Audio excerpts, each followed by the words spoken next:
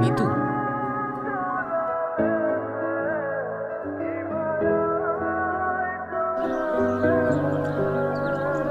সানি, হ্যাঁ কেমন আছো? এই তো আলহামদুলিল্লাহ। তুমি ভালো।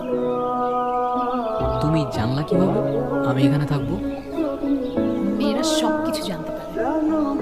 আচ্ছা, তুমি না বলছিলা আমাদের যেদিন প্রথম দেখা হবে তোমার ফেভারিট জায়গাগুলো তুমি ঘুরে দেখাবো আমাকে? চলো তাহলে এখান থেকেই শুরু করি, কারণ এটাও আমার সবগুলো ফেভারিট জায়গার মধ্যে একটা জায়গা। ছোটবেলা যখন মন খারাপ হতো তখন আমি এখানে এসে বসে বসে একা একা কান্না করতাম। চলো ওদিকটাই যাই।